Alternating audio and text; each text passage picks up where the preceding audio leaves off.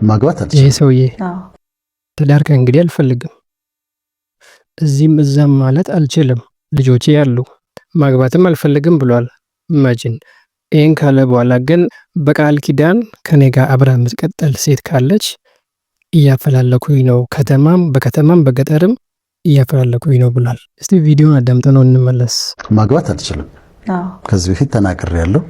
እውነት ነው እንዳትጠይቁት ምናምን ተብሏል እና አላገባም በልጆቼም ምክንያት በምን አለ። እኔም ደግሞ አሁን ለልጆቼ አዲስ እናት ማምጣት አልችልም፣ ስቴፕ ማምጣት አልችልም።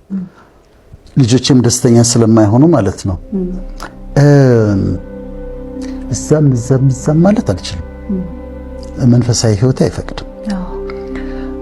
እንደ ካዥዋሊ ደግሞ ገርልፍሬንድ ሊያዝና ከዛ ገርልፍሬንድ ይዤ ከዛ ስንለያይ እንለያያለን ማለትም አልችልም።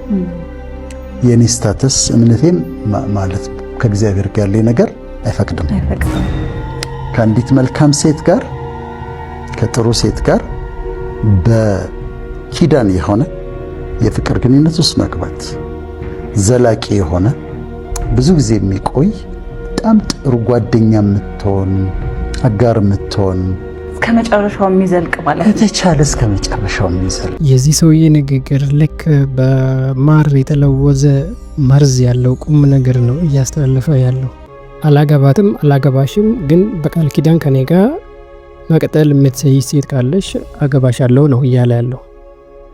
ምን አይነት ሴት ናት እንደዚህ አይነት ሰው የምታገባው? ትዳር አይደለም ቃል ኪዳን ተብሎ የሚቆይ ነገር አለ እንደ ይሄ ግልጽ የወጣ ዝሙት ነው። ዝሙትን እንዲህ መሸፋፈኑ ምን አስፈለገው ጋይስ?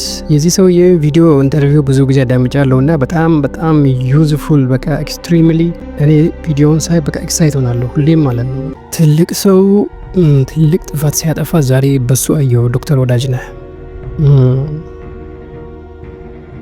ላገባት አልፈልግም፣ ከአሁን በኋላ ትዳር መያዝ አልችልም፣ አላገባም፣ እዚህም እዛም ማለት አልችልም፣ ገርልፍሬንድ መያዝ አልችልም፣ ግን በቃል ኪዳን ከኔ ጋር የምትኖር ብትባገኝ አገባለሁ ነው የምትቆይ። ከአንዲት መልካም ሴት ጋር ከጥሩ ሴት ጋር ማለት ነው። ኪዳን የሆነ የፍቅር ግንኙነት ውስጥ መግባት የሆነ ይህ ነገር ስትሰሙት እኮ የሆነ ጋብቻ የሆነ ስርዓት ተይዞ የሚያገባ አይመስላችሁም? አብዛኛው ሰው ይህ ሰውዬ የጋለሞታ መንፈስ አለበት የሚሉ ወገኖች አሉ። ዝሙት ነው የዝሙት መንፈስ አለብህ የሚሉ ሰዎችም አሉ። አንዳንዶች ደግሞ ቅዱስ የተጫወተ መርዝ እየረጨ ያለ ሰው አደገኛ ሰው ነው ሲሉም ተስተውሏል። ለእኔም በበኩሌ ማስበው እንደዛ ነው። ጋብቻ ፈጣሪ የሚወደው ያለ ነገር ሳለ ከሚስቱ ጋር ቢጣላ እንኳን ሌላ ማግባት ይቻላል እኮ፣ የከለከለ ነገር የለም። ማግባት እየቻለ አላገባም ገርል ፍሬንድ አልይዝም ብሎ ገርል ፍሬንድ ይዛለው ማለት አለ እንዴ? እንደዚህ አይነት ትላልቅ ሰዎች እንዴት ነው ሰውን ዶንቆሮ አድርጎ ነው የሚያስቡት? እንዴት ነው እኛ ማሰብ እንችልም ነው? ቃላቱን ስላሳመረ አይገባንም ነው? አይውሽ እመኛለሁ በበኩሌ ሚስት የተጣላት የተፋታት ሚስት ከልጆች ጋር ተመልሳ አብራ እንድትኖር አንተም ከሷ ጋር እንድትኖር። ወንድ ልጅ ካልሞተ በስተቀር ብቻው መኖር አይችልም መቼስ።